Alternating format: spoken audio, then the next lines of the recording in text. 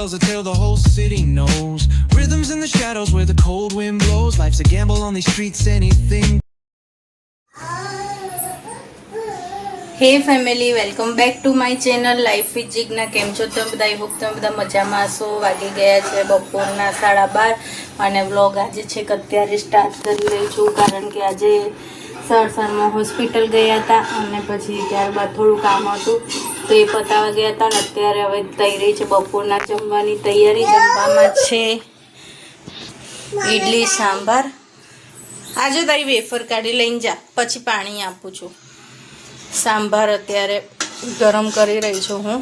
અને ઈડલી ગઈકાલે રાત્રે તમે જોયું કે મેં ઢોસા બનાવ્યા હતા અને એનું ખીરું બચ્યું હતું, તો અત્યારે ઈડલી કરી દીધી. આપણા ગુજરાતીઓના ઘરે ફિક્સ જ હોય કે જો ઢોસા કરીએ તો સવારમાં ઈડલી કન્ફર્મ બને જ.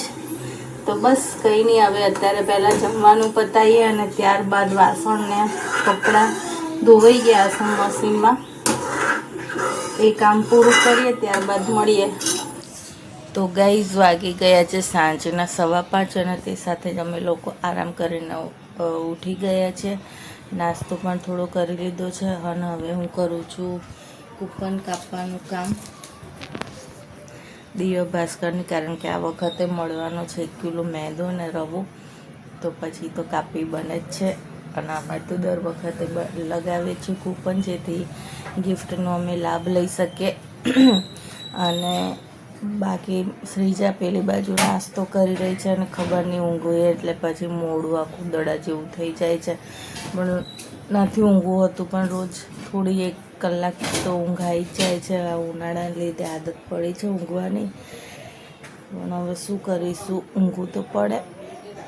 ના કરીને છેવટે મને 4, 4:15 ઊંઘ આવી જ જાય છે. અડધો કલાકનું નેપ તો લેવું પડે એવું થઈ જાય છે. બાકી મમ્મીને એમ બહાર સાફ સફાઈ કરે છે.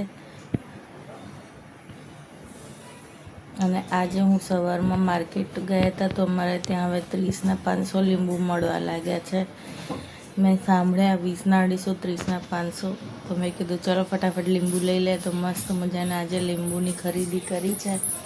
અને શ્રીજાબેન આવી ગયા છે.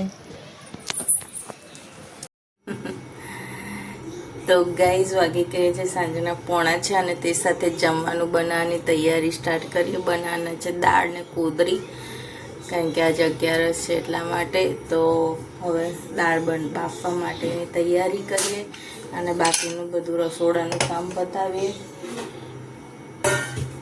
અને હમણાં એવું થયું કે મેં વિડીયોમાં બોલવાનું તો સ્ટાર્ટ કરી દીધું, પણ વિડીયો સ્ટાર્ટ નહોતું થયું.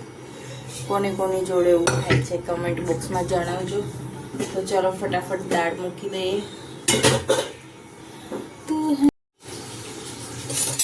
તો ગાઈસ હું લૂસી રહી છું અત્યારે વાસણ, જે મારી માટે બોરિંગ કામ છે. મને વાસણ ઘસવા નથી ગમતા, ઘસવાના હોય એટલા હું ઘસી કાઢું. અને બાકી આજે અમારા ઘરે બહુ દિવસે દાળ ભાત બનશે. દાળ ભાત કે કોદરી જે કહીએ એ, પણ ચોખા નહીં બને. અને કોને ત્યાં એવું થાય છે. મને આજે બી ખાવાના છે તો મને નથી ભાઈ રહ્યા. આજે બહુ દિવસ છે એટલે ખાઈ લઈશું.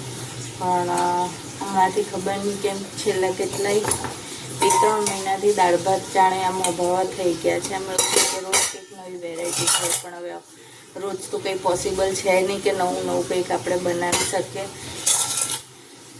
કંઈ નહીં, ચલો આજે તો દાળ ભાત ખાઈ લઈએ. અને તે સાથે જ આજનો વિડીયો અહીંયા જ એન્ડ કરું છું. વિડીયો પસંદ આવ્યો હોય તો વિડીયોને લાઈક કરજો.